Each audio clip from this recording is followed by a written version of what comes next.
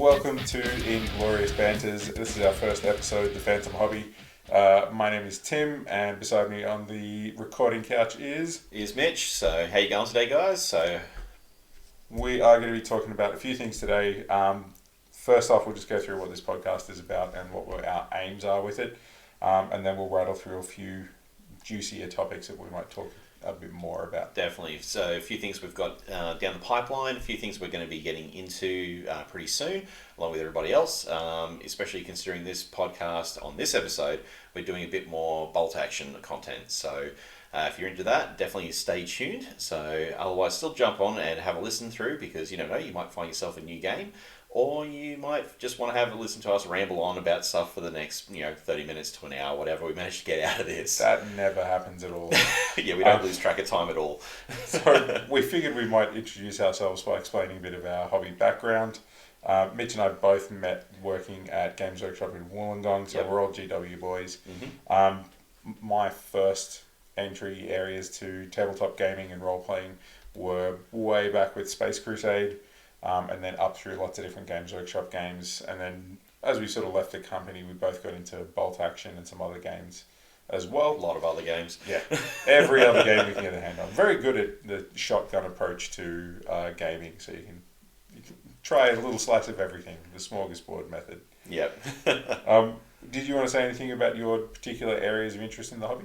Yeah, so I started out playing 2nd edition. That was when I first saw stuff when I was very young. I was under 10. Space Force Codex, the front cover art on that, and the Blood Claw, leader with the massive power claw. That was always one of the coolest models I ever saw. But yeah, like Tim said, we worked at Games Workshop together for a while. I've played a bunch of other games before working at Games Workshop, and a lot afterwards. Including a lot of ones that just don't exist anymore. So because the companies either went bust or they stopped supporting it. So such is the way of the hobbyverse. Yes, just flash in the pan. But some very interesting ones have stayed. Bolt action has been one that we dropped out of for a while. Long while, actually. Yeah. We started getting a bit more interested in it, and then we saw that the 3rd edition rules were coming out soon, and that was a pretty good spur to get us back on track and working on some armies. Especially considering we started playing this and we went to our first tournament the weekend before the 2nd edition dropped. Oh, yeah. So our armies are from version 1, well mine is at least, and you've gone through and modernised with a new army for yours, so which we'll get into a bit later on. But definitely bolt action is forefront at the moment. So that's it. So bolt action is our main focus. We will have other episodes where we talk about different game systems. We might get in some other people from our gaming community and talk about different areas of the hobby, like building, terrain, army listing. We've got some friends that are very competitive, some friends that are very laid back, so it's a good mix. Yep. So, and within some of these, with some of these people, they've either come first or come second, sort of high placings within different tournaments, smaller tournaments or larger ones. As well as as far as the hobby side of it, some guys even doing some of their own 3D modelling. And doing some prints up for that to help out with like governs on their boards, or even foam crafting, doing whole tables with scratch built terrain. So definitely a lot of different topics to look over at over the course of time. So yeah, but for this one here, what we'll do is we'll get into sort of bit of the what we're working on the table at the moment. So excellent. So Tim, what have you been into at the moment, getting ready to go? So I tend to jump around from a lot of projects at once, but I was going to say, but that's not true at the moment. I'm just on bolt action, but it's absolute rubbish. I've been painting some Star Wars Shatterpoint stuff for one of our mates. I've got 24 figures to do up for him. I'm painting up a War Master army down in 6mm. I've just got my new goggles so I can actually zoom in to 6mm properly and do the right detail work. But otherwise, I've been really focused on the Germans for bolt action. I had an entire winter army that I got when we got back into it for a while there that had no paint on it whatsoever. So I just did a big batch paint. I've probably got 1,500 points completed now, and I'm just catching up with all the armoured sections. So a whole bunch of tanks that have just been added to it. That's my painting table. Yeah, you've been hitting up the our group chat for our gaming group with a lot of photos. A lot of people very jealous, including myself, the progress, the speed of the progress. So So at the moment for myself, I've been working on my Test of Honor samurai game done by Graph Now Games. We got into that really heavily. I think it spurred on from me going, oh, that Shogun series looks really cool. Maybe we should get into playing some samurai games. And I think it was a day later you went, oh, I'll have a look and see what the rulebook's like. Yeah. Then you bought the rulebook, and then the next day you're like, okay, how much of this are you going in for? Because I've already bought a starter set like within 24 hours. Do we need ninjas? We need ninjas. Ninjas, yeah. So, and then I think the day later you're like, okay, one of our other mates is into it, so we've all got forces for that. But I'm a very slow painter by nature, so it takes me time to get through, any amount of painting really, because I also have limited time with kids and work. That's the thing. There's one of the things we want to talk about throughout the podcast is how people do their hobby in their time allotment these days. Like I don't have kids to worry about, so whenever I've got free time, I'm doing whatever I want, and if that's an entire table's worth of terrain, then let's go. Weekend done. But some people have more restrictions on their time, even if they're lovely, wonderful restrictions. And so we'll talk a bit about like how gaming and life go together, and how you find that gaming life balance that you need. It can be difficult to get sometimes, but it's handy if you do work where you can do work. So you might only get like an hour or a half hour a night, but we'll get into that with one of the episodes we're talking about when we went to Moab last year for Star Wars Legion, and we talk a bit more about Legion, how I went through the process of getting my army built and painted for that. That's great. Because that was constant progress, and that's what I've done with my Test of Honor stuff. So I've been working on that, got them finished up, 25 models, which only took me a few months to get sorted. But progress is progress. Progress is progress. So thump the table, Mr. Incredible style. So it's one of those things that the kind of work that I've been working on, I've been getting onto my Soviets as well for Moab. So this is the army that I painted up for version 1. That I've been sort of building a few bits and pieces for, and I need to get a few things painted up for that, a couple of units to get them ready to go. Yeah. The Soviets and the Germans have been our biggest focuses at the moment. I've been working on a Normandy board for 10 years since we started. Like that, Like we went to our first Moab tournament in 2016 because we've got these commemorative dice from it. And every time we look in the dice bag, we're like, oh wow, was it really 2016? But there are like road sections and bits of bocage, hedgerows and things that have literally been sitting in the bottom of a tub of Lost Dreams for 10 years. And I was like, right, that's it. I'm digging all these other random bits out instead of starting brand new sections. So we just played a game today, which we'll talk about a little bit. We'll go through that. But we just played a game today, and each time we get together for a game, like once a fortnight or a month or so, there's a little bit extra added to the table, and it adds a little bit different dynamics to the game, and there were fresh roads and some bocage to block line of sight this time round. All those roads for my non-existent vehicles in my army. So True. Being a street fighting army, it does seem like sometimes I'm just making stuff to help my own army out. I'll go through and make loads of roads, and I'm the only one with vehicles.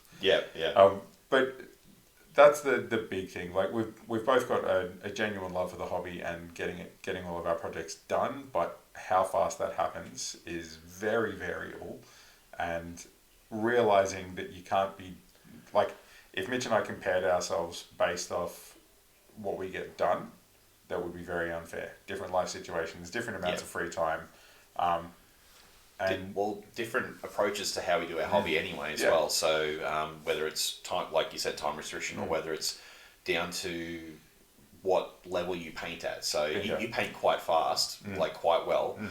I take a lot more time. My stuff looks good, but it's still not down to the level I was painting back at Games Workshop. So I look back at miniatures that I've got from our time working there, and I go, I simply can't paint like that anymore, because I did a long period of time where I went about 5 years where I didn't paint a single figure. And I lost most of my skills. So it certainly makes a difference. I don't know if it's true for you, but for me, I look at a lot of the old stuff and I just go, that I don't have time to do that anymore.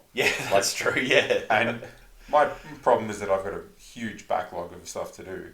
So my hobby is finding the most efficient way to get heaps of it finished and usable quickly. Whereas the stuff that you've got, like if you maintain the same standards throughout your army, everything looks great. And I know it would be tricky for you to look at what you've got left to do for your Soviets and go, oh, maybe I'll cut some corners now. It wouldn't feel right. No. No. That's why I resurrected the paint scheme guy that I wrote up on my phone. Like, good tip for anybody. If you've got a colour scheme in mind and you haven't got it written down, write it down. People have a book for it, whatever it might be. I put it into my phone, it's saved in my notes. And in all honesty, I find that the easiest way to go back, because I did it with my Star Wars Legion army. I've done it with a whole bunch of other armies over the years. I even still got the colour scheme from my Orc army that I did with... that I won Armies on Parade for, a couple of them with my 40k the 40k orcs with the all the stompers and the grot tanks and stuff like that. I kept the colour scheme. Even the guy I sold the army off to, all the miniatures, I sold that off a couple of years back during lockdowns because I didn't need it and I wasn't playing. I don't think I played a game of 40k in like almost 10 years actually. No, I'm waiting for them to release a good edition and then I'll go back to it. No, we'll just go back to playing like 4th and 5th where we were playing most of our games. So a lot of guys playing 3rd and 2nd, even 2nd edition has got a big following at the moment. Crazy. And like I love 40k and I love the universe, I love all the background. But I don't know, it seems like there's a disconnect between how the game works. To the point where I haven't even looked at 10th edition. Actually, I did. I played a game with like a nephew who was getting into it, and I ran him through some stuff, and it was cool, but it was very one-shot kill kind of stuff. Like, if you, he had a big Tyranid beast, and it would just delete a whole squad every time it looked at it. And he thought he was the king of the world. Fair enough. And then we played a second game, and I put a unit of those Hearthkin like exosuit dudes, not the like engineers with the heavy weapon ones, right? And they had graviton guns and just crushed it under the weight of its own awesomeness, and he was really unhappy that happened. I think they've really gone away from what we were doing. I think even like the firstborn Marines, like the original Marines back when we were young, so we had less grey in our beards. That was it. It was regular Space Marines. Now in Primaris, you don't really... I think they've completely removed most of the tactical Marines. I don't think they're first sale anymore. I think rules-wise, there was a legacy thing where you could still have firstborn as legacy units, but I don't know if that's true for 10th. I think they've transitioned over completely. See, I've got my whole battle company of salamanders still sitting in a box, in a case. Just there. Say they're short for a stormtrooper. Just put them in and go, whatever, they're Primaris. No, they still have the same stats. We'll just go through and we'll just do what we always seem to do, is find a game system and go, we should really play this, and it's like a dead game system. Like, we'll just pick up some dead systems. Like Mordheim or Warmaster that we've gotten into.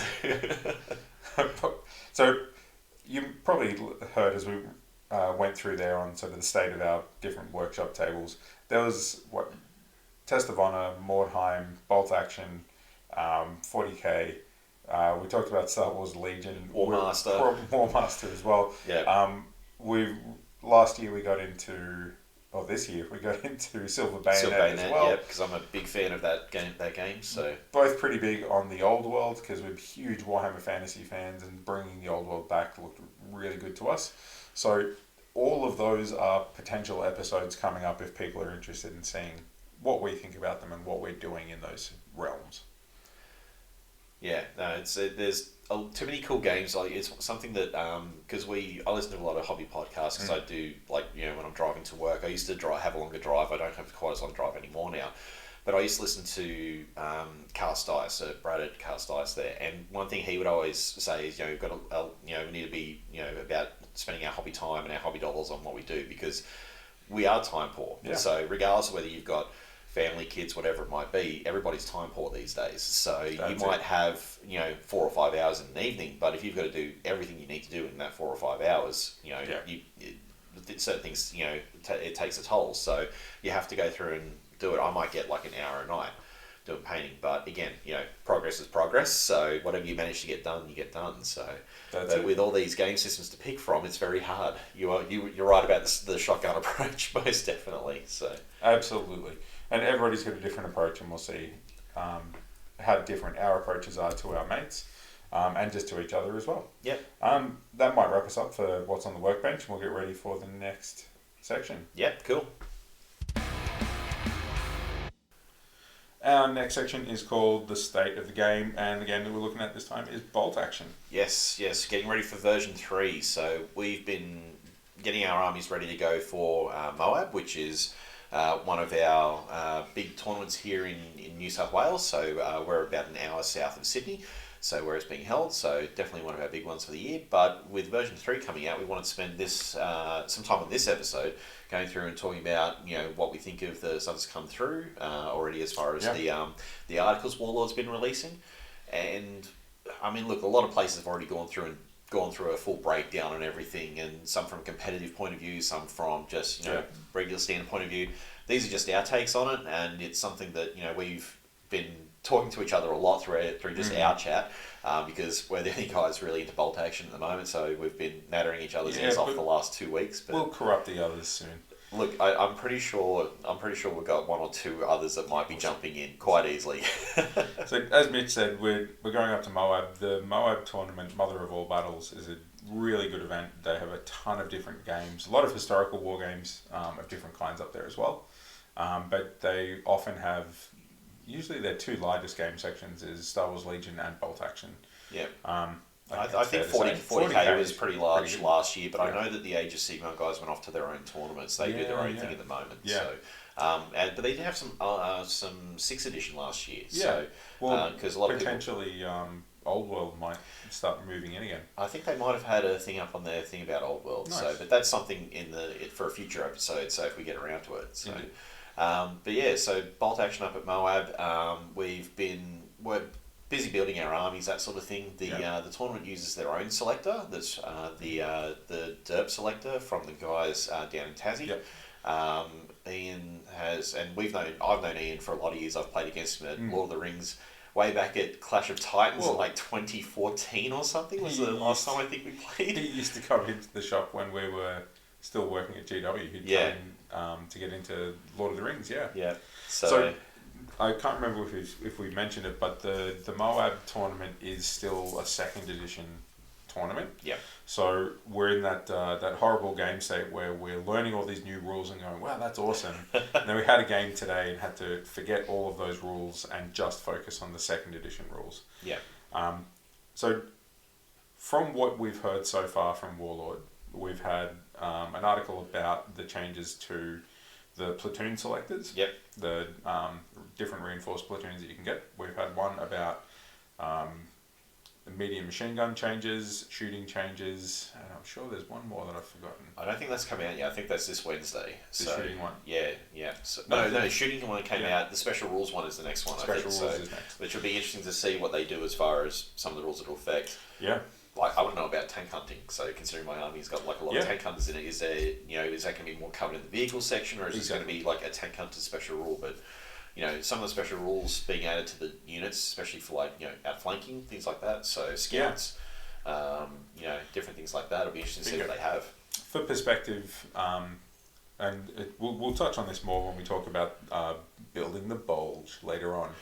But when we did our last 2 armies, Mitch had a Soviet army and I wanted to start another army that would match his. So we talked about the setting for Mitch's army, and he was themed towards a Soviet street fighting Stalingrad kind of list. So I went, okay, I'd like to do a German force, what Germans were present at Stalingrad, and then I got half of the tanks wrong and built them as late war instead of like mid and early war when they were actually present there.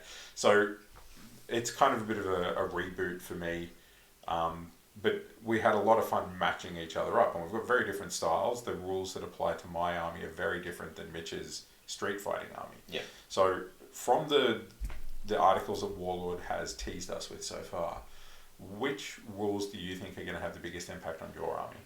So for mine, especially the army composition, I don't actually have any engineers, but it's always been a unit I want to add in there. Now with the changes to it, like most of my army fits in the regular rifle platoon. Yeah. So I've got stuff for a heavy weapons platoon. I just need to get, like most people, just need to add in a couple of officers, and that's pretty much what I need. Yeah. So tanks, I've never really been big on vehicles in most of the bigger creatures vehicles. I like infantry. Infantry is one of the things I like about games. So whether it's fantasy, 40k, Age of Sigmar, whatever it might be, infantry is really where it's at for me. However, playing against your list today, which I played against the other last month or a fortnight ago, we had another game. It was 2 Panzer IIIs with the howitzers, and I had guys with grenades. So and a Zis, and the Zis I realised in this one here with one of the I changed up my list this time around to take a bit of a different setup, but being able to go through and have some other actually like take vehicles in a list would be really quite nice. So, but yeah, I think with my list, it's just adding more stuff into it at the moment. It doesn't really change my platoon structure, except now I've got to take engineers so I can get my flamethrower. So, there are a lot of questions, like, because we don't know what options are available within squads. Like in previous edition, the current edition, some engineer squads could have a flamethrower in them as an upgrade, and then you could have a 2-man flamethrower team as well. Yeah. So potentially that new engineers platoon was like an officer and 2 squads of engineers, and then you get to take additional squads of engineers and additional flamethrower teams. Yeah. But if those units can still have flamethrowers in them, then potentially that's like, well, I'll just take 5 flamethrowers across like 6 units or something. Yeah. I did see someone had a really cool comment where they said that exceptional damage on a flamethrower team should detonate the team, like Saving Private Ryan style. You should be able to shoot the guy's flamethrower tank and detonate him with a medium template or something. But we've also just found out that exceptional damage is no longer in the game. Yeah, they've got rid of that. So I think that's the thing with every article that's coming out. It's definitely changing the way your forces will work. So things that you would go, it's going to make it too hard to hit now. Especially with the shooting article that's come out has really thrown, I'd say probably a bit of a people for a loop. Like it's really gone through and made it hard for people to go, well, I don't know what my army does now, because they're used to having range modifiers. They're used to going through and having things like, people not getting cover saves. Cover saves, I think, is probably a big thing, but I do like the fact that they've included it, because it felt before a bit like you walk up, I walk up, we shoot, some people fall over, that's it. There was no chance for you to do it. And people go, but you can use the down order. And it's like, but you're just reducing the chance of you getting hit. Yeah. But if people still roll up enough 6s, the shots are still going through. You're not getting that whole scrounging for cover amongst the rubble. Those shots out of Band of Brothers, the Pacific, all those movies, right? So Enemy of the Gates has got to be. It's a movie I liked when it came out. So I know it's not historically accurate, because believe me, there's a lot of inaccuracies in it. I did a thing for back in high school for my extended history. I actually did that as my topic for it. I said, what were the historical inaccuracies, that sort of thing. So I spent time researching that. Like, there was no real evidence there was a major casualty. There was a sniper who Sidestep was dueling with, but it could have been multiple different people. Yeah. This is all kind of led me with my street fighting army to go, well, that's what I'm looking at going for. Nice. So being able to take snipers in your regular rifle platoon, they're not like a support option. It does feel a bit better now. Yeah.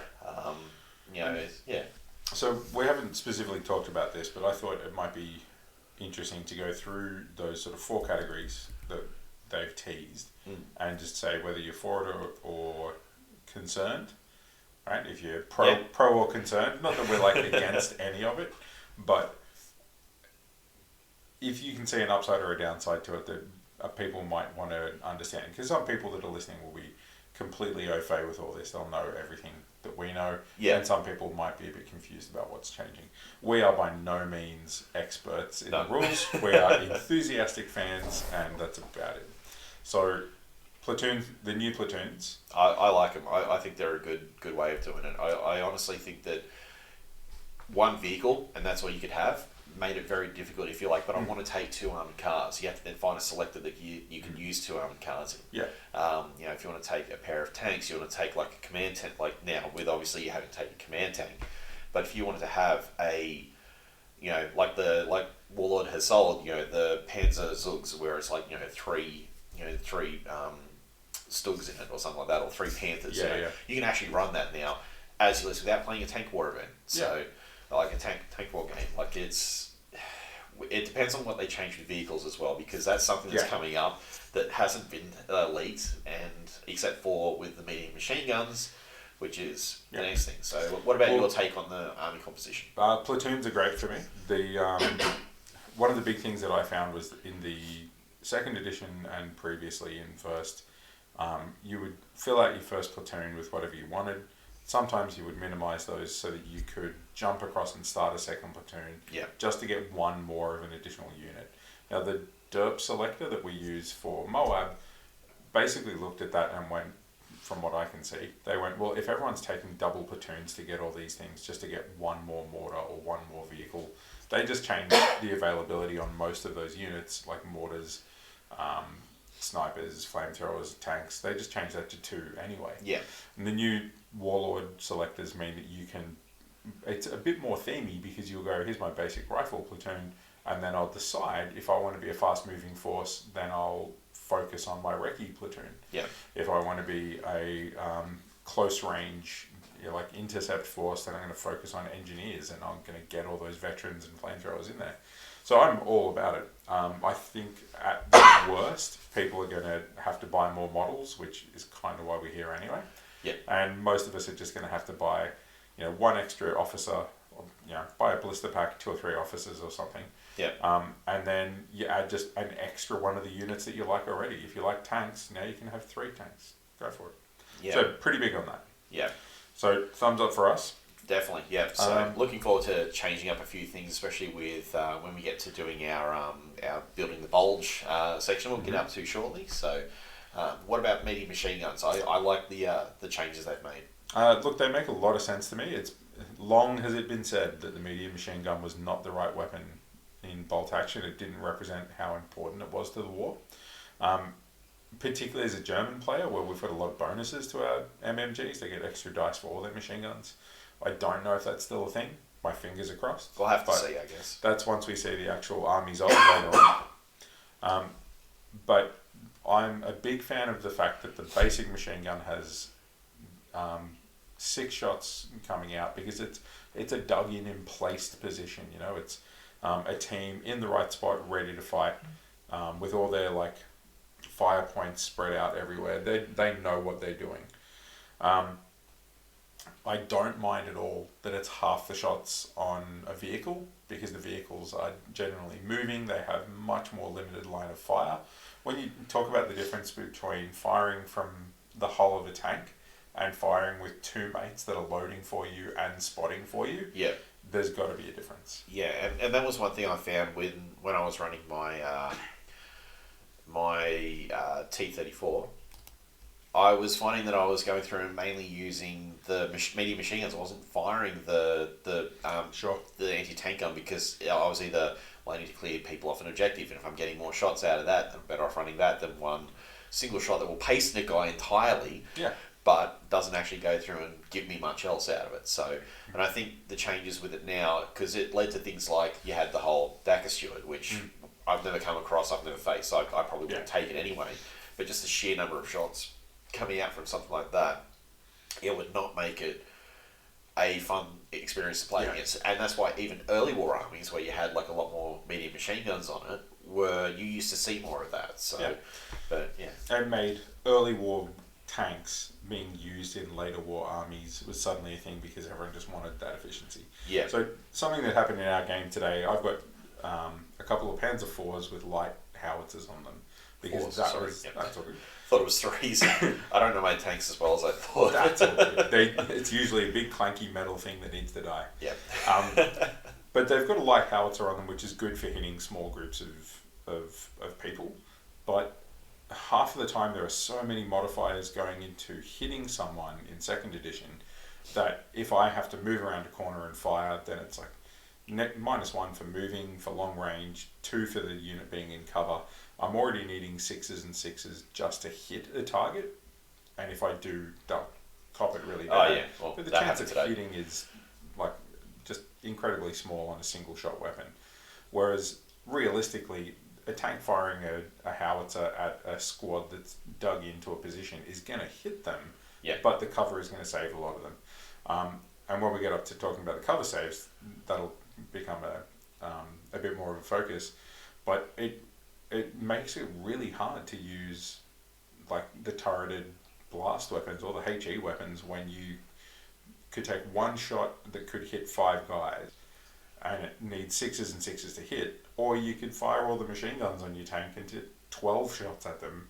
Even if you still need 6s and 6s, it's still a better option. Still got 12 chances to hit instead of 1, and with one of them, it only pays off if you hit with that one shot. So I think having less shots coming out of the tanks on their MMGs is great, because they should be a little bit less efficient, and we should see a bit more exciting, high explosive stuff happening in 3rd edition. I think the vehicle, when we get up to the vehicle portion of the teasers, I think it'll make a big difference on what we're going to see as far as how people's initial compositions are going to change. Because at the moment, I reckon people are, like, you see some people panicking, like, thankfully we don't have the whole burn my army kind of thing like we had when Age of Sigma rolled around and you know, fantasy died off, so we don't have that sort of side of it. But I think you'll find that there'll be a change in what people run their armies as. I think people will actually change their play styles entirely. Some people probably not so much. Me, I'm still probably going to end up being something more along the lines of just, you know, nothing but infantry. But, you know, I do have that box set of, that we got for Achtung Panzer, which we're probably not going to play that, but we've got all the stuff to play it. Yeah. So it's a perfect excuse to have a tank war extra on the side for bolt action. Well, that'll give me a couple extra T-34s, IS-2 if we want to play some Battle of Berlin kind of stuff, if you want to add a few extra units. But even still, it's just one of those things that, you know, more vehicles, more stuff, Absolutely. get to try something different, because, you know, playing the same way for us, you know, as even though we haven't played as many games over the years of bolt action, but it's just recently since we've been playing it again, you don't want it to get too stale by playing the same army over and over again, like with very little change. So sometimes you've got to put on the spicy lingerie and change things up. So MMGs are pretty good. We're both happy with where they're at. The next thing that they talked about was the shooting rules. So the big changes were that they've taken away a lot of the negative modifiers to hit, and that especially they've kind of split it into the only modifiers are based off what the shooter is doing. So if the shooter is moving, if the shooter is pinned, if the shooter is inexperienced. But the modifiers that would be in there, the negatives, have been taken out for the ones on behalf of the defender, like being down or being in cover, and they've been rolled into something else. Yeah. Yeah, the one thing I did notice that a lot of people weren't really talking about was the range modifier is gone.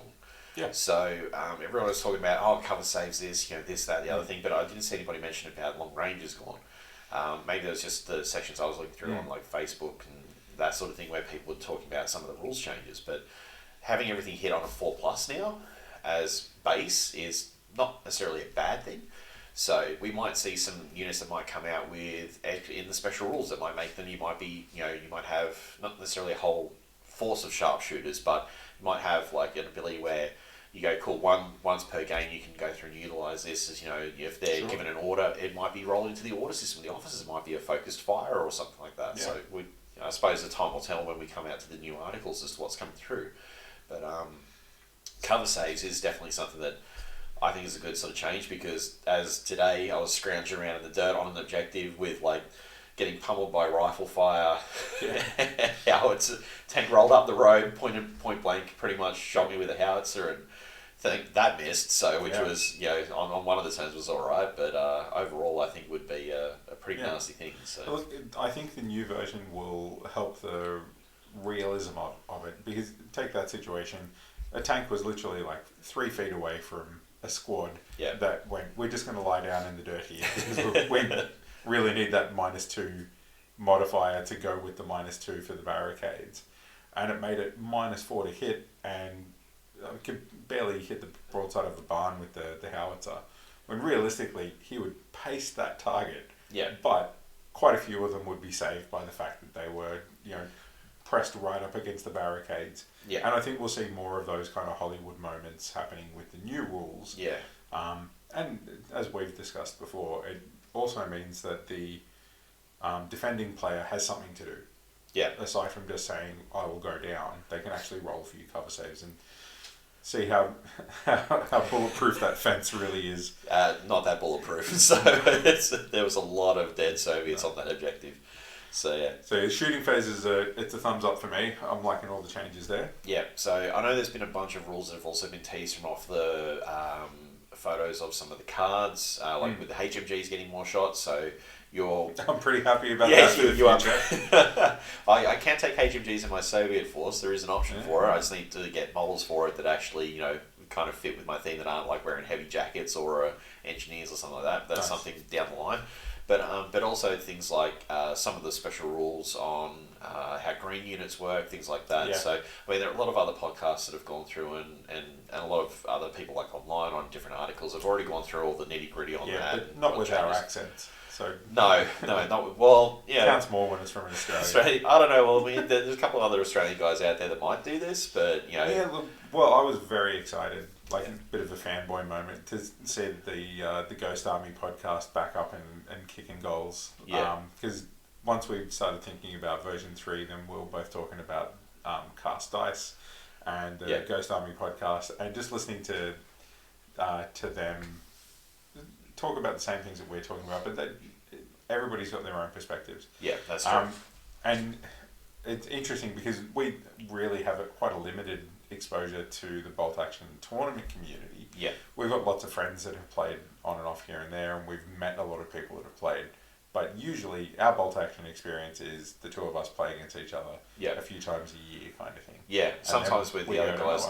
Sometimes the other guys in the gaming group will jump in and control a couple of units, roll some dice, just have fun, because we have our gaming group. It's definitely something we can maybe use as a topic for another time. Just sort of what our gaming groups are like and how to get them started. Yeah, so just something like that we have guys that want to jump in. They don't necessarily play the game. They don't necessarily want to go through and collect a whole other system. But we have enough stuff that between us, if we're not doing any practice for a tournament, we're just having a friendly jump in, roll some dice, join in. Why not? So for sure. Yeah. So the state of the game, as far as we can see, is positive. Yeah. We're very happy with what's going to change, and we're excited to see how. As Brad says over on Cast Ice and the other What's a Battle podcast channels, a rifle is still a rifle, and someone on his show said, well, you can't change the fact that it's World War II. Yeah. So no matter what they change, it's still going to be a World War II game, and rifles are still going to be important. Nothing that is changing is catastrophic. There are some changes where if you were dedicated to a niche army or a niche build that did something that you were really, really into, then maybe you won't get as many shots out of your Daka Stewart as you used to, and you might just have to adapt and change to a changing battlefield, which they had to do. You might have less toys in the field because now you're having to pay for a couple of extra units to go through and satisfy some requirements like it. But at the end of the day, no unit is a wasted unit. No. So because everything's still an action dice. Everything's still an action dice. I mean, one officer running around with an SMG can still fire 2 shots, can still be a pain, he can still capture objectives. And if at worst, you run him onto the objective and he scrounges the dirt like there's no tomorrow, holding that thing behind a bit of hard cover, even with cover saves and everything like that in the new edition, he's still going to have a chance to not die and still help you out. So excellent. But we also don't know how snap to action or anything like that is going to work, so we'll have to see. Lots of variables. Well, that wraps us up for the state of the game. Alright, so we're up to our next segment here, guys, which is building of the bulge. Now, I still don't like that title. It's just a little bit... It sounds sus as hell. It's suspicious, but it's supposed to be funny. Yeah. Maybe it's only funny to me. You're going to skirt around the inappropriate bulges sometimes. Yeah. You'll notice in this we haven't really sworn that much. The two of us do swear an awful lot. We've been very nice. We're trying to be very good. However, this part might have a bunch of innuendo in it because we really can't help ourselves. That's all right. We might get past the title and we'll be okay. Yeah. So, as we said in the last section, we had themed armies for 2nd edition where they were themed around the Battle of Stalingrad and 2 different forces that were there. Yeah, doing the whole opposing forces thing, so we kind of egg each other on a little bit as far as what we're doing, what we're building, that sort of thing. So we have that background to the story. So because of that, Mitch was like, man, that was a lot of fun. I'd like to do that again. And we were probably back and forth for about a month straight. Like every time we were talking online was like, what about this theatre? What about that theatre? Yeah. What about this faction from that time? What about this early war? You're asking me about the French, like Free Yeah. French or the what was it, the Kepi hat dudes, the Foreign Legion. Yeah, and the Travellers and just everybody. Yeah. We were looking at doing an Italian Monte Cassino. Monte Cassino, Right, yeah. not the biscuit. Monte Carlo. Battle of delicious Or that car. crumbs. Yeah. But doing like themed, I think it was Free French versus Germans or Italians at Monte Cassino. We need to look into that. I know that you had Fallschirmjäger fighting at Monte Cassino. I did originally have a Gothic line, Northern Italy German army, which I sold during lockdowns because I'm like, I'm not playing bolt action anymore. I don't need a second army, and I got all this stuff for, I think it was a birthday or a Christmas or something like that. And they were like, "Hey, you gonna play bolt action again?" I'm like, "I got rid of all my stuff." Just got rid of it. Yeah. So yeah, it's something that we went back and forth with that for a bit. Then we're talking about early war stuff, doing early war French because you want to do like all the great coats and stuff. And then I said, you've got French fought at the Battle of the Bulge, so it's something where they were wearing great coats and things like that because let's face it, it was bloody cold. Yeah. So as we've seen with like Band of Brothers, Yeah. which is probably one of the biggest influences I think for us at the moment because you've been rewatching it. Yeah. And it's something that I've loved that series for a long time now. So, Yeah. And then Warlord decided to announce version 3 was going to be Battle of the Bulge. Yeah. So we sort of worked out perfectly. like it was planned. So the way that this is, the idea that it'll probably work off, similar to the last one, but with a bit more focus, I guess, at the moment, is we picked a particular area, not exactly the Battle of the Bulge, but adjacent to the Battle of the Bulge.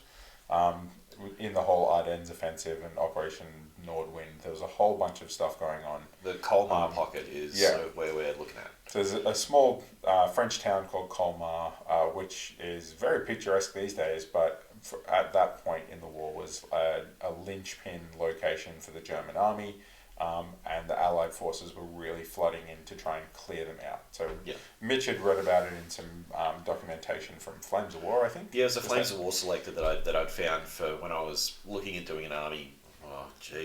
10 years, basically after the Soviets, I was like, "Oh, do this force," and that never eventuated. So the new Fallschirmjäger uniforms go quite well with a few head swaps and things, so that Mitch can use those as Geberesjäger? Gewichtsjäger, yes. However it's pronounced because my German is not what it used to be. Gotcha. So Mountain dudes. Mountain dudes. So my mountain dudes from the 2nd Gewichtsjäger division. So they fought around the Colmar pocket. There's a whole bunch of other places, but that's where I sort of suggested it because you were looking at Winter Americans was what you wanted to go for. So with the great coats and that, and this was a good sort of offset, especially with the box set, because some of the uniforms with a head swap here or there, maybe shaving a few details off, that kind of thing, would make decent uniforms. And then throwing them in with a whole bunch of extra winter German bodies, essentially, a few of the support weapons and a few of the Gewichtsjäger miniatures from Warlord, or I have found some of the guys through at War Games Atlantic through their digital have actually got a resin printable unit. So, and I'm sure I can hit up our mate who does all that printing for us to get it done. Considering when he's got time, when he's back in the area. So we'll just be nice to him, and Andrew will be nice to us. Thanks, Andrew. Thanks, Andrew, for all the printing you've done over the years. So it's so it's one of those things that we were looking at sort of moving from the Ardennes offensive specifically and more down towards the Colmar pocket to do the forces. So the Colmar pocket's a really interesting place because it's got some really heinous forested areas in there. There's also a lot of open hills, so it's strangely there's like dense pockets and then open fields. There were a lot of things, the Battle of Hill 351 or similar, where there were some pretty hard fought ground taken in that area. So it gives us a lot of opportunity to build armies that are themed against each other, which means we don't have to worry too much about the rules going into them. We can focus on what was there and what's interesting. The rules for units will probably come as a secondary thing more for us. Although, I mean, a veteran with a rifle is a veteran with a rifle kind of thing. It depends on how much extra fancy stuff you end up giving them at the end of the day. Exactly. So One thing we often like to do in our gaming group is run some narrative games where we don't really care whether or not it's a fair game. We just want to play something that's interesting and engaging. And I think, not that we've talked about this yet, but I think playing a bit of a slow build campaign with our armies. yeah, So just what we've got in the starter sets and then adding a little bit and then adding a little bit for each mission would be really fun because we can start off with those initial skirmishes in the forest and then attacking fuel supplies and ammo dumps and then building up to full engagement would be a really cool way to go. it would be, and with like reinforcements coming in as far as different units, so Excellent. probably more so on my end playing as the German player with like Volksgrenadier support, that kind of thing, different artillery pieces, that kind of thing. So yeah. Well, speaking of reinforcements, because I've been waiting for our recording to talk about this actually. So I'm taking the American side of the starter sets. We're going to split 2 of them is our plan. Yep. And that gives me quite a few Americans to start off with. But I was really torn when choosing my army for this, whether I wanted to do French or Americans. Yeah. And on researching the Colmar pocket, the Allied forces that were there were American infantry divisions and armoured divisions, and French infantry and armoured divisions. And there's some great photos of Moroccan Gumiers talking to Americans in a Jeep that they're like stopped and they pulled over and they're like chatting away and swapping cigarettes or something. The traditional garb? He didn't have the striped traditional coat, but he was had like the Adrian helmet and everything on. Nice. So my plan, and we can run this any way we want, but I was going to potentially build a rifle platoon using the French selector and French troops, and then build my other supporting elements from the American forces why not? From a separate platoon. So I'm not mixing and matching in one platoon, but it means I can actually grab a box of French infantry because it's literally just going to be like the rifles and the lieutenant. Yeah. But then I can have those guys there and they can actually be teaming along through the forest because some of the very first assaults in the Colmar pocket were the French forces going in first. Okay. So I might sneak ahead and order some French infantry I can follow the historical progress that way. Get a few bits and pieces in ahead of time. So not that you need much more excuse to buy more miniatures. You've got plenty on the way. So, but yeah, look, it's one of those things that it was I've gone off Flames of War selector, which has a whole bunch of different stuff in there about what's going in there. So in my case, with some of the units that I'm looking at introducing would be things like Volksgrenadier squads. So, some assault rifles, that sort of thing, which is not a bad thing, but depending on what happens with them in V3 as to if they change too much. But from what we've seen in the shooting phase, I don't think there's really going to be too much of a difference. Just depends if there's any changes to the way assaults work or anything like that. So that might be interesting. Yeah, because whether that changes how it works, whether SMGs become more of the assault weapon to take, whereas assault rifles now you kind of get best of both worlds a little bit. You don't get the tough fighter, do you? I don't think so. Is it just anything with the assault keyword gives you? Possibly. Yeah. So when they teased some of the weapon stats and pistols lost the assault rule. Yeah. But SMGs still had them, and I believe assault rifles still had them. Yeah. But that'll be something to find out on. Yeah, so either way, they come with assault rifles for the first 5 guys anyway, so I don't really have much of a choice. I'm having assault rifles in the army if I'm using those as some of my support elements. But that'll be fun. Yeah, but as far as, changing what this army might be as from just an infantry force, which tends to be what I play a lot, I can actually have support in the actual Flames of War document. Actually goes through and says, well, they had, the Volksgrenadier had Stug support, so I can take a couple of Stugs, or the Gerbesjäger actually had Jagdpanthers, and I love those things. I got to see one at Bovington when I was over the UK. Saw a whole bunch of the tanks. I was running around. My wife was like, "You're like a kid in a candy store." Yeah. She's got photos. She keeps going. And she kept going like, "This is my favorite tank, and this is my second favorite tank." And I'm like, "Yeah, it was a bit like that." This one is my favorite. Yeah, this is my favorite. I don't like that one anymore. So I've got a bunch of photos from there, and some of these things, especially the King Tiger, because I sent you a photo of me. I think I sent you a photo of me standing next to it. It's a big vehicle. Yeah. See one of those rolling towards you, and if you've got nothing but a rifle, it's terrifying. And that's it. sitting there, not running, nothing. Yeah, just being in the devastating presence of one is bad enough. Yeah, so it's certainly one of those things that with some of the vehicles, being able to include some ones that are some of my favourite vehicles, or like I play World of Tanks on my iPad. Sure. I love playing Tank Destroyers and that. That's just the type of play style I like. So being able to have something like that on the field, which is an iconic vehicle, is something I really want to do. So, Absolutely. So yeah. So one of the things that we talked about earlier, I don't know if it's still on your radar, but we were talking about maybe doing a building day. So when our new starter sets come in, we'll go and split them up together and just chill out, beer and pretzels, and just build some models for an afternoon would be pretty rad. So anything that I'm getting for my Americans, I'm waiting for that day, because I picked up an M10 Wolverine, and I'm like, right, don't build it now, just save it for building day. Not that we're going to get through everything in one hit. But no, I'm a slow builder and slow painter. You're like a speed machine, man. Like the amount of stuff you painted for our 365 challenge, that'll be a topic for another episode as well. True. We'll run through that. The progress you make in such a short period of time is stunning. It really is. Do get quite focused, which is a perfect segue to my Instagram, hyperfocushobbies. If you want to go and check out what I'm doing, hyperfocushobbies on Instagram is mine, and Mitch has a channel that he runs as well. Yep, I don't post a huge amount of them. It's called the beerbatteredbrush. So combining two of the things I like, which is cooking. Well, three things: cooking, eating. So hence why I'm so fat, and also my painting and hobby.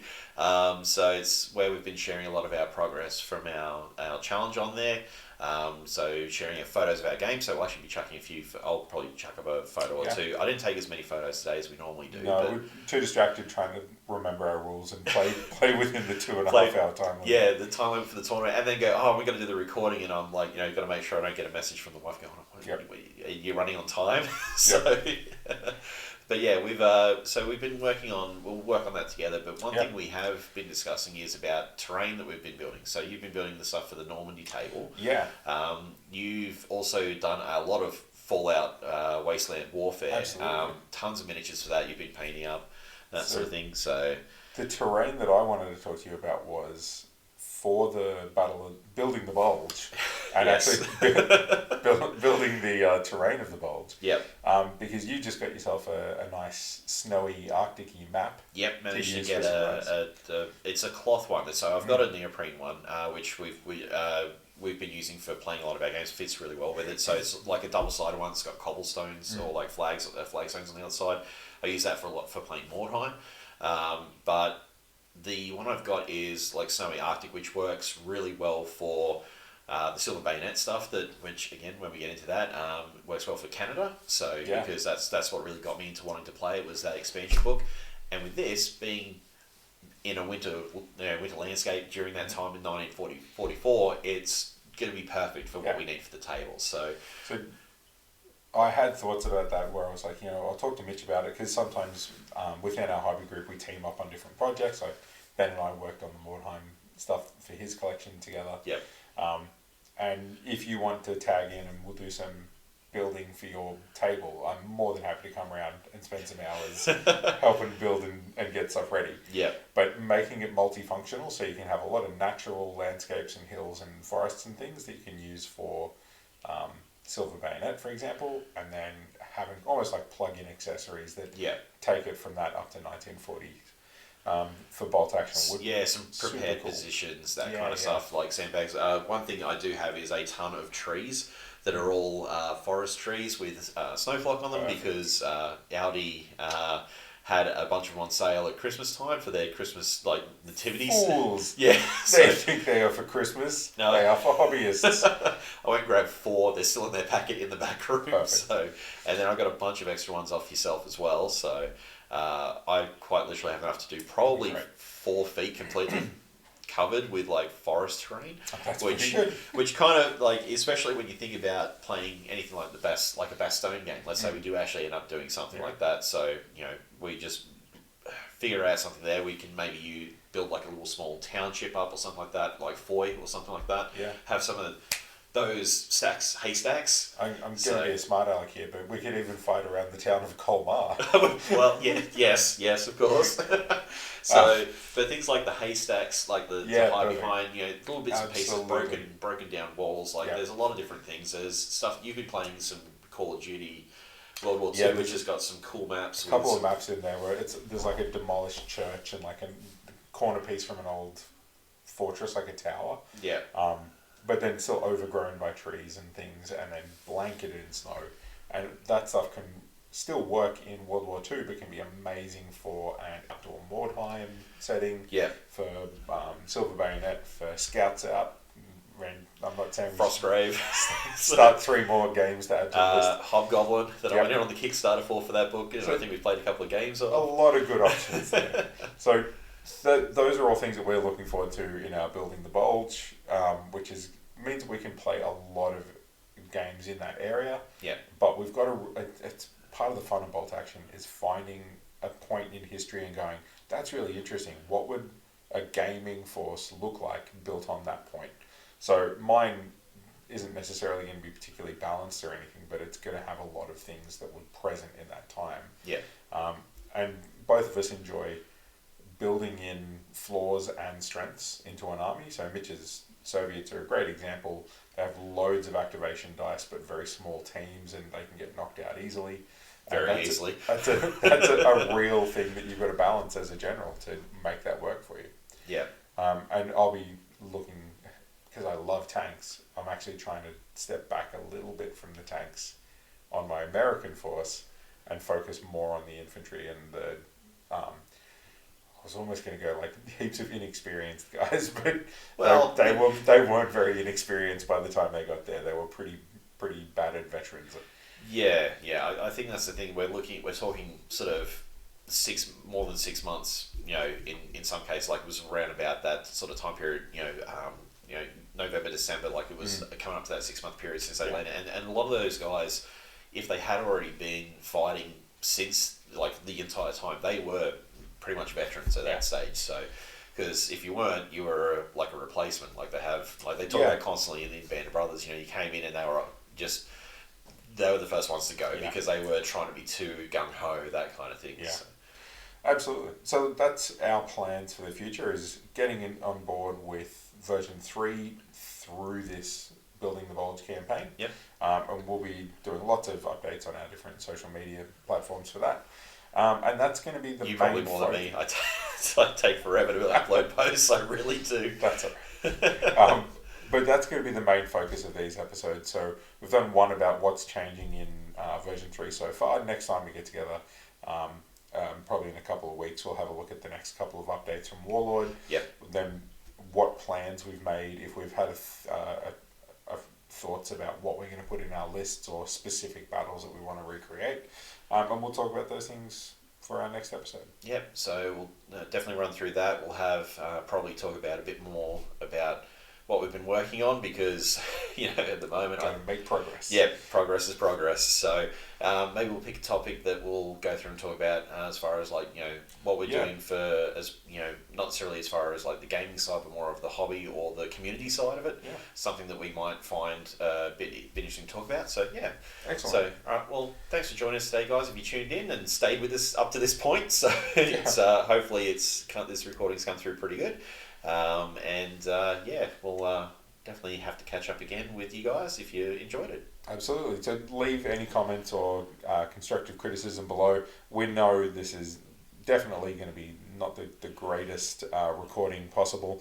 We've had lots of tech issues, and that's fine because it's episode 1 and it's teething problems. So please let us know. We'd love to hear your advice and any questions that you have about what we're going to do going forward.